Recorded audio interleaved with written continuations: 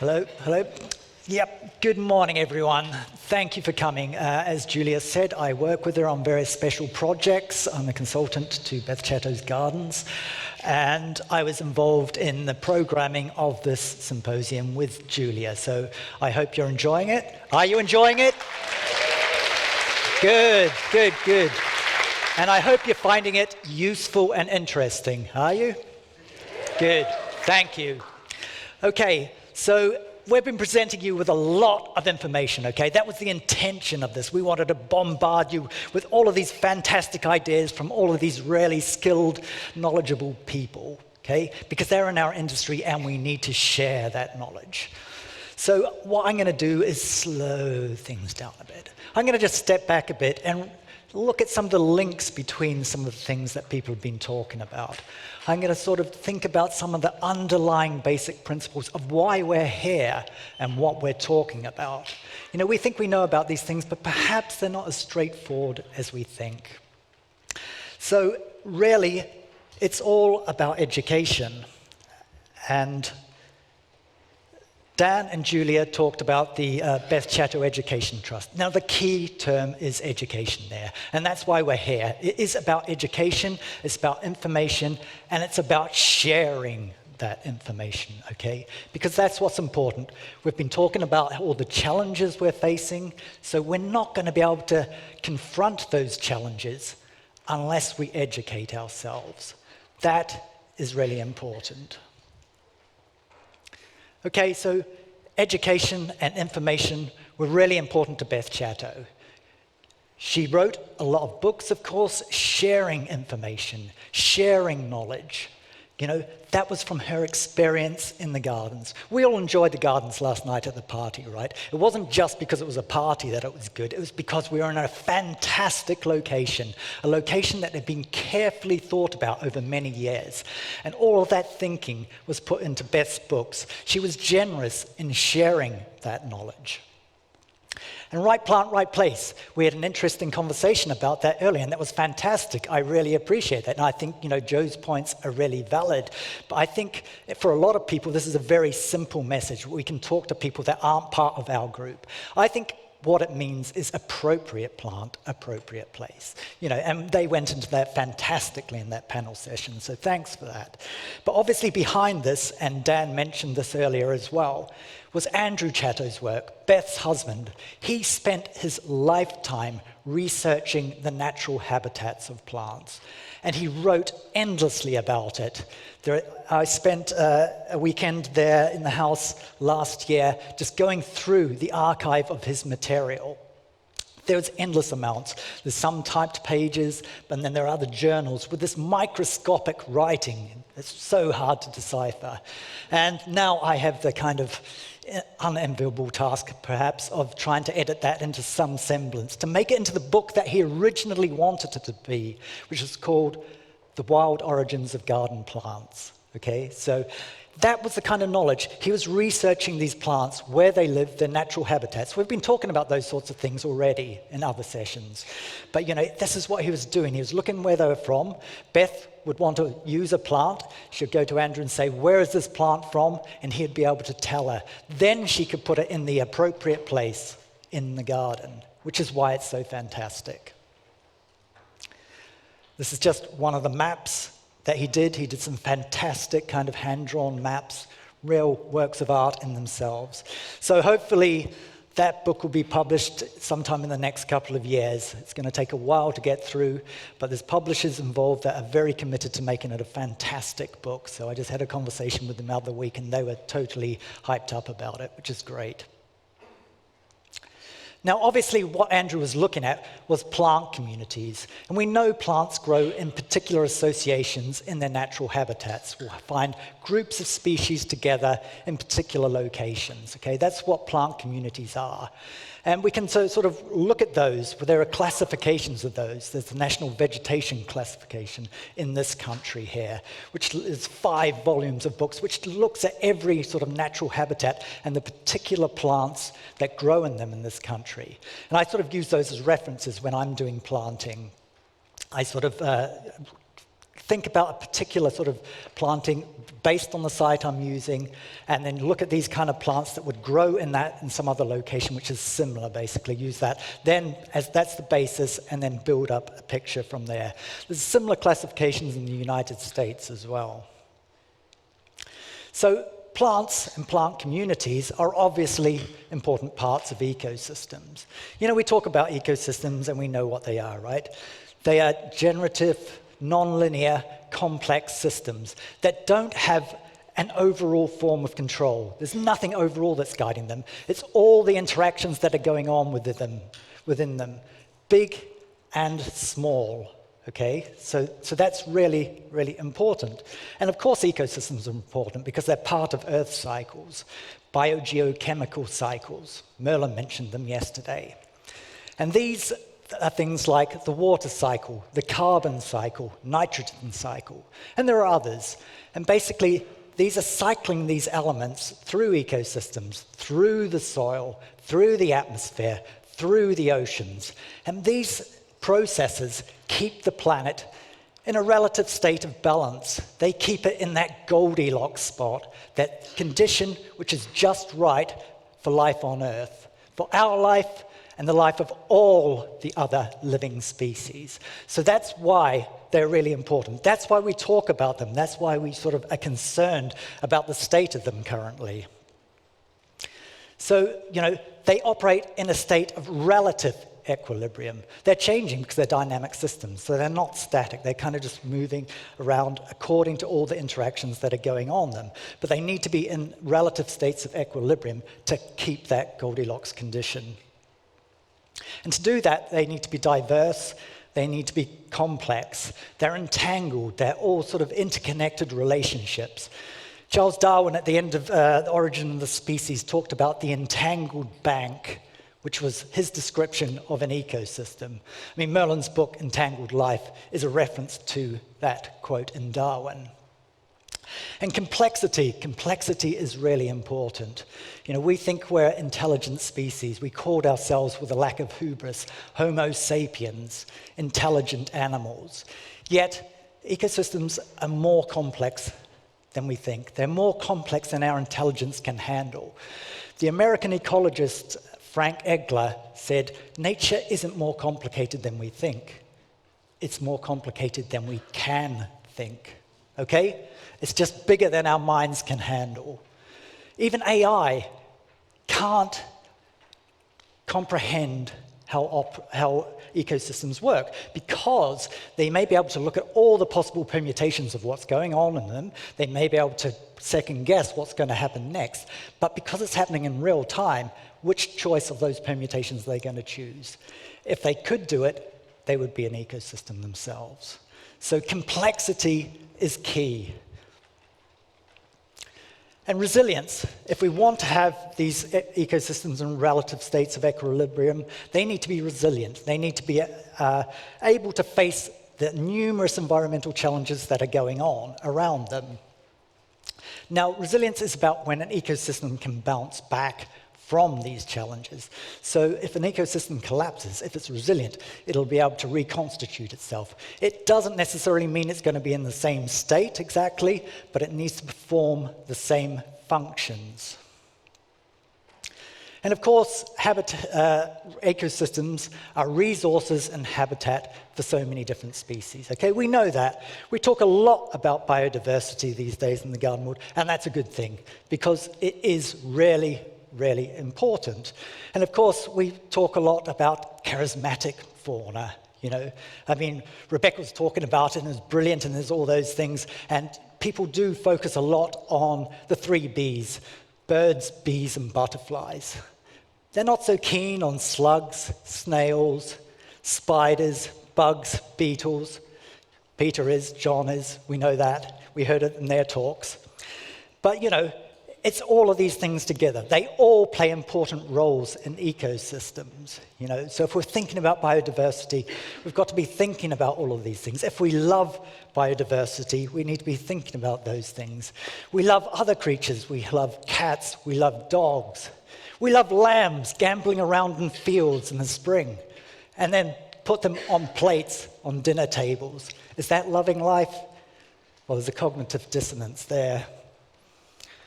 Okay, so thinking about life, all life shares the same operating system. We have different hardware, but we all have the same software. We're all carbon-based cellular forms using chemical processes. Okay, these chemical processes transform energy of different sorts and use them with the information our DNA provides to allow us to live the lives we do, to allow other species to live the lives we do. So I think it's just interesting to look at this quote from Paul Nurse, who's a genetic biologist. It's from his book called What is Life? We are bound by a deep connectedness to all other life, to the crawling beetles, infecting bacteria, fermenting yeasts, inquisitive mountain gorillas, and flitting yellow butterflies, as well as to every other member of the biosphere. Together, all these species are life's great survivors, the latest descendants of a single, immeasurably vast family lineage that stretches back through an unbroken chain of cell divisions into the far reaches of deep time. Yesterday, we heard Eddie talking about that vast tract of time, that geological time, that huge expanse where life developed from down here all the way to here, right, Eddie? And those points where these things happened are really crucial because life began early on with that one cell that came together, those components, those chemical components that came together, okay? They came together, and then through evolution, through adaptation, there were changes. Those cells divided. We had new species develop, and our species was one of those down the line. He goes on to say, as far as we know, we humans are the only life forms who can see this deep connectivity and reflect on what it might mean. That gives us a special responsibility for life on this planet, made up as it is by our relatives, some close, some more distant. We need to care about it. We need to care for it. And to do that, we need to understand it. Understanding it. Education. That's what we need. We need to think about it. We can't care about things if we don't understand them. We can't have empathy for them if we don't understand them. That's why education is so important. Okay, but not everyone thinks like us, you know. We're a safe community here. We can talk about these things. But we're in a world which is in a state called polycrisis. There are all these different challenges facing us. We talk about the climate crisis and biodiversity loss, which are obvious ones which are relevant to our professions. But other people think differently. Now, this is an image from the World Economic Forum, and it's of global risks, okay?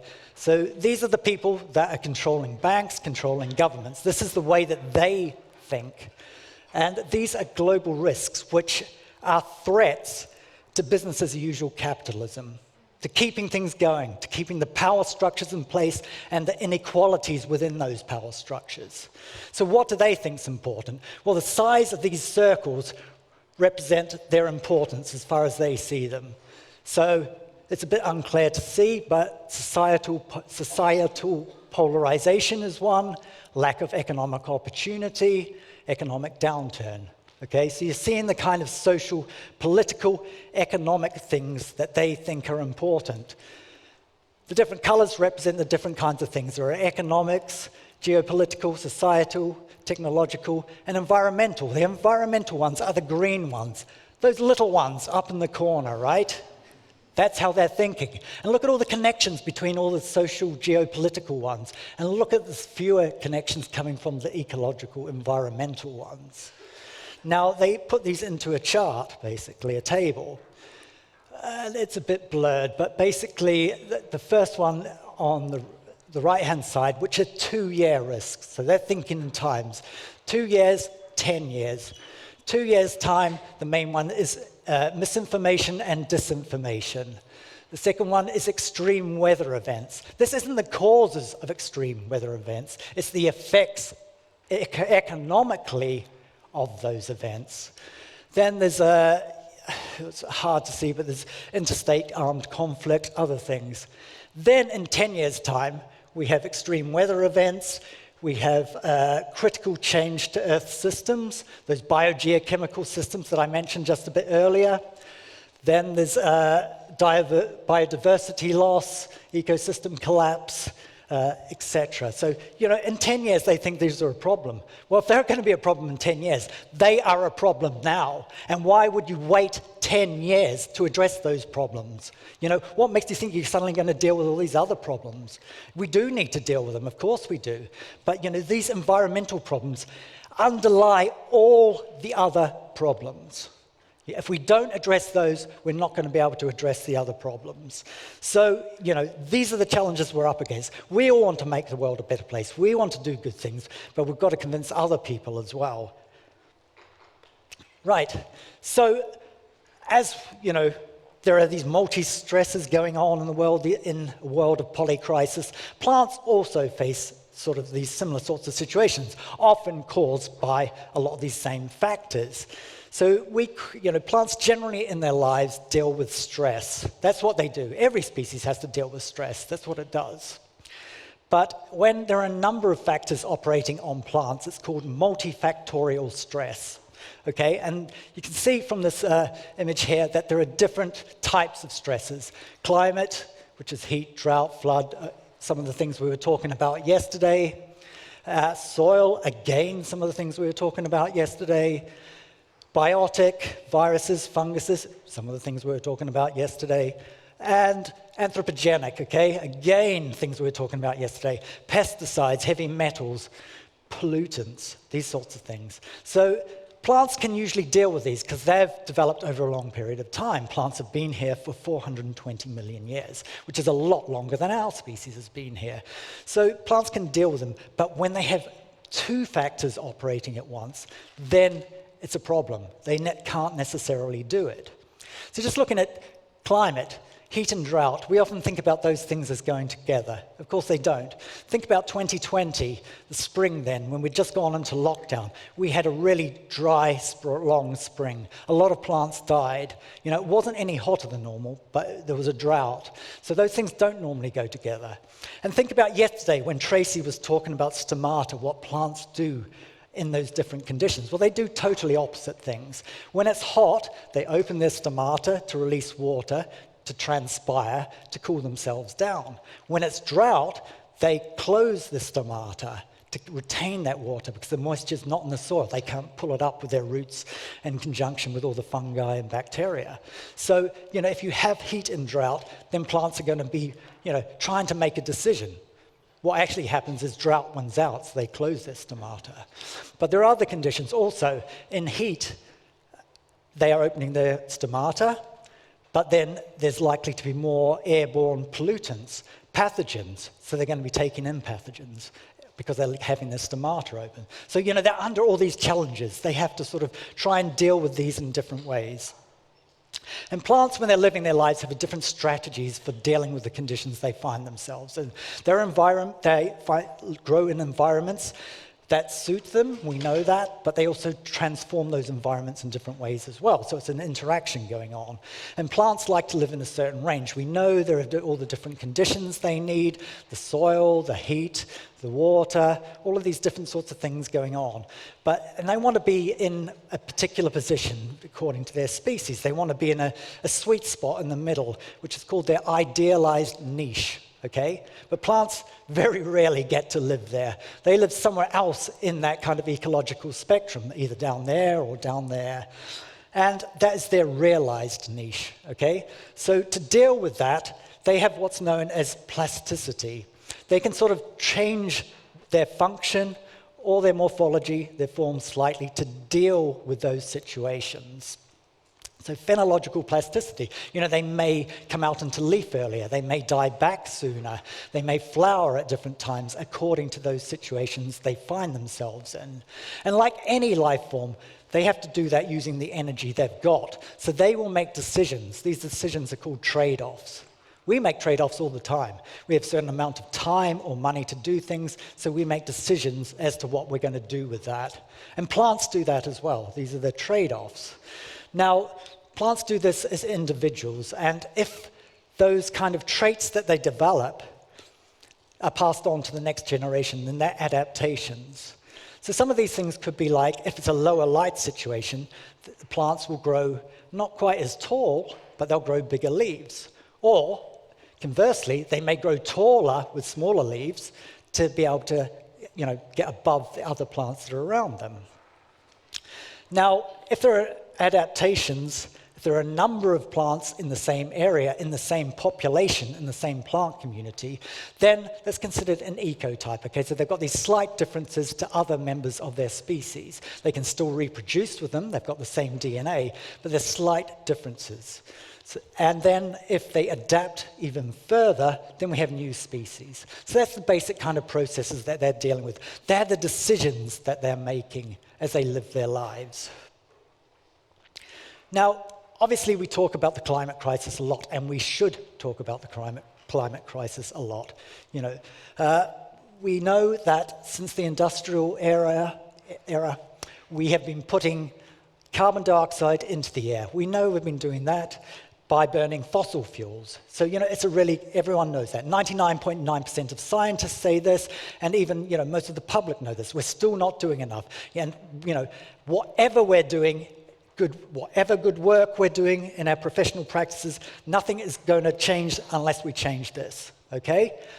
We can't necessarily change that as individuals. We can do things about it individually, but we need to do things collectively, and it needs to be political decisions doing this.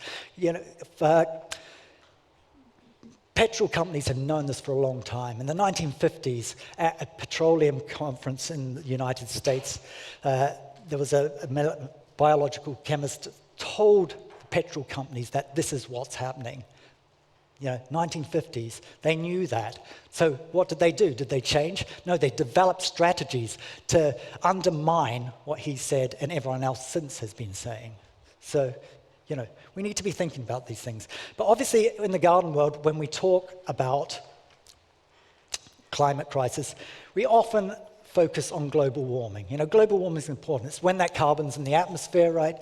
It can't escape because of the greenhouse effect, so we're getting warmer and warmer. We're seeing this, of course we are, and that's quite an obvious thing that we sort of notice. But, this is a bias on temperature, and we need to be thinking wider than that. We need to be thinking about all the consequences. And often we think about plants and our work. We think about, okay, well, if it's getting hotter, then we can get plants from somewhere else that's hot. But these things aren't directly mappable. In 2050, London's supposedly going to be the same temperature as Barcelona is now. But that doesn't mean we can just get plants from Barcelona and put them in London, because the conditions are totally different. They're not the right plants for the right place, or the appropriate plants for the appropriate place. Okay? So these things aren't directly mappable. The geography is different. Are plants near a coast? Are there breezes from the coast? Are they in the middle of a continent? All of these sorts of things. Latitude, altitude. Alexander von Humboldt, a couple of years, discovered that plants on similar latitudes are sort of compatible around the world. They have similar sort of life strategies, morphologies, these sorts of things. Or altitudes as well. Altitude is another factor you can play in with plants in that way. The geology, Eddie was talking about geology. The minerality under there, what's under the ground, what's in that geology, how does that affect plant communities? Moisture, of course, we know that. We know how important water is for plants. Humidity, we don't talk so much about humidity. Alfred Tansley, the British ecologist in the 1930s, wrote about it in his books. We don't talk about humidity. And again, this goes back to the stomata being open. They try and create their own microclimates, their own humidity around them. But we need to be thinking about humidity. So we need to be thinking about all of these wide-ranging factors. The weather is changing, but it's extreme weather events. That's not linear.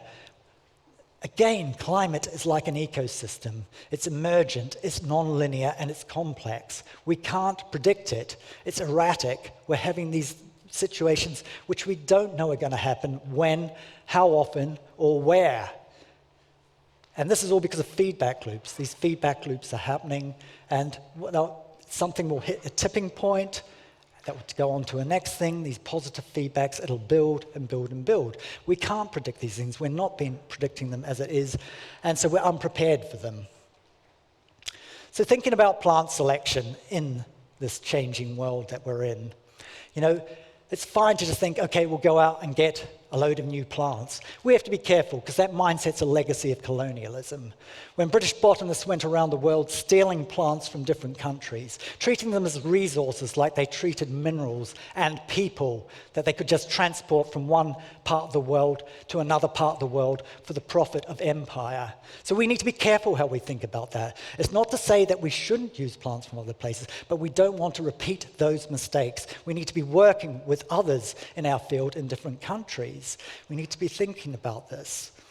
And we need to be thinking about consumerism, because the easiest thing is just get something new, buy something new, buy something new. Capitalism has got us into this problem. Capitalism is not going to get us out of it. So we need to be thinking about that. We need to be thinking about local plants. We've had a great discussion about this morning, and Rebecca was talking about it as well. And I think, that sort of consideration of the terminology is really important. I like to say local plants because then it's local to a particular place. The term native is problematic. Etymologically, it developed in medieval French. It meant that a child was native to its mother. Think about the word nativity, okay? So that's what it was. Then in the 16th century, it began being related to people and place. What else was going on then? Colonialism. Okay, so that was built into the system. That was built into that word. We can see it then used in Nazi Germany about people and place. We can see it used in other countries and all the problems we have talking about the global situation, about migration, about people and place. So let's kind of avoid that, but let's look at the importance of local plants as has been discussed this morning. And obviously, these plants have all of these relationships, which we talked about before, Chris talked about, Rebecca talked about. They have relationships with different insects. We need to think about that. And when I work and think about planting plans, I have all these spreadsheets which note all the different interactions between plants and insects and try and use those to sort of put together these kind of novel ecosystems we're creating, okay? We are looking at plants from other places, we're looking at things, we're trying to second guess things, we're trying to deal with the complexity of the world out there. But using this as a basis is really important. So thinking about these kind of localisms is really important. But having done that and using this kind of method, Chris mentioned about warmer winters. So this winter, over the last winter, in one of our projects in London, we've got a real microclimate. We do a lot of projects in central London in the London Bridge area. And we created this, it's called Waste to Wildlife Garden. We used to call it the Rubble Garden because we've got crushed concrete from local buildings and recycled sand from local buildings that were being demolished in the area. Created these mounds. It's at the entrance to Guy's Hospital. So it was a barren area. It couldn't break through the surface. There were services and tunnels underneath. So we built up, we planted these things. And because we were using crushed concrete, we were using a lot of local wildflowers. Crushed concrete has a high lime content, like chalk grasslands, like limestone areas in Yorkshire, for instance. So thinking about plants from those kind of areas to match that minerality, okay? So there were plenty of sort of native plants, not native plants, local plants in there. And so, plenty of opportunity for different creatures. But as Chris says, a lot of things with warmer weathers are changing. I mean, in these projects, we're finding that perennials are not dying back in the winter. They're staying evergreen over winter. So that's one change. And then the knock-on effects of that. We saw a moth caterpillar in the winter, right? And it was on Limonium platyphyllum, okay, an introduced plant. It could have been with any of the other local plants, but it wasn't. It was choosing that. So what's really important is that these things are changing. They're not fixed. The idea that things are static is what I'd call ecology without evolution.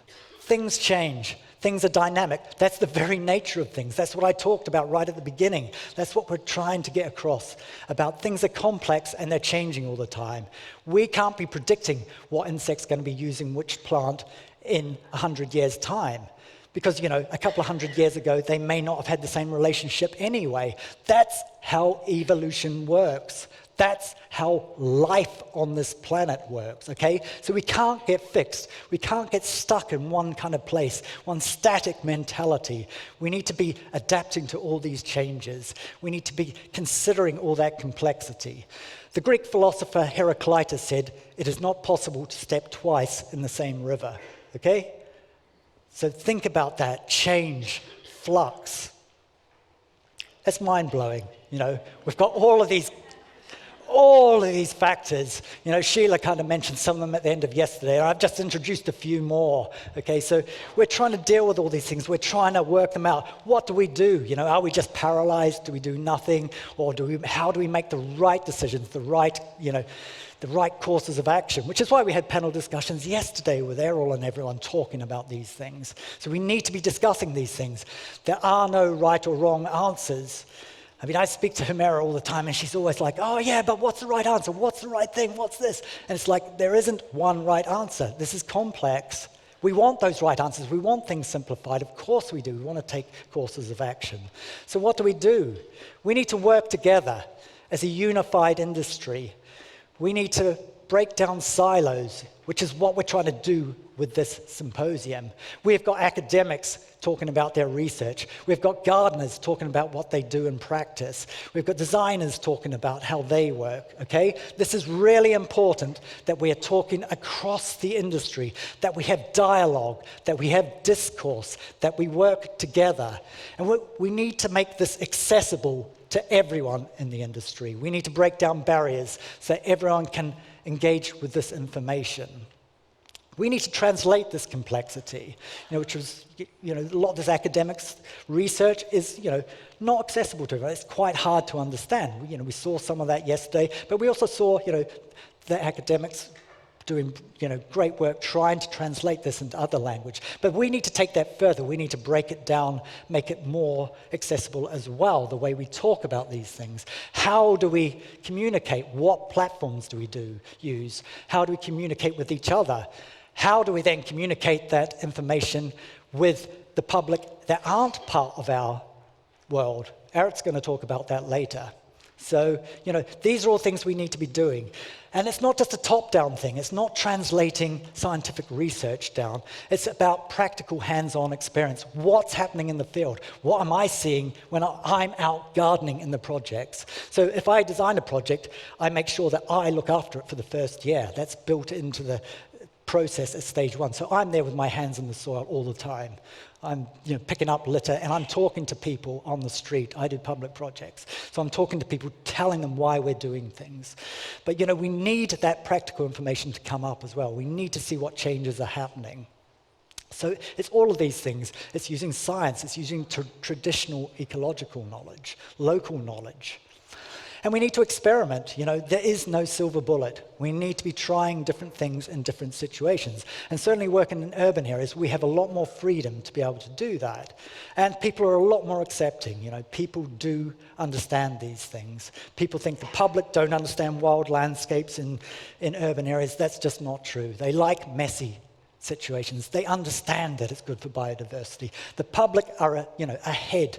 They're there. And, if we just talk to them more about it, then they totally get it and they'll be on board. If I'm out doing some aftercare on a project and I have a conversation with someone, they will then go and tell someone else, and they will tell someone else, and they will tell someone else, okay? So we need to share information. We're skilled knowledge workers. This is what education is about. We're skilling ourselves, upskilling, and we need to recognize that, and we need to be proud of that. David Cameron, when he was Prime Minister, in all his Etonian arrogance, said that if people weren't good academically, they should become gardeners. Right? Yeah, well, thank God him and his lot have gone.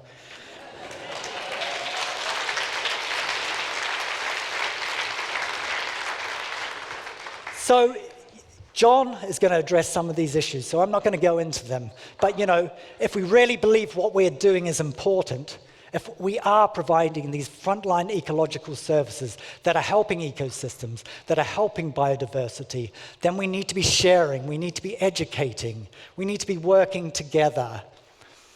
We need to be caring, we need to be doing, and we need to be sharing. And these need to be forms of activism. Thank you.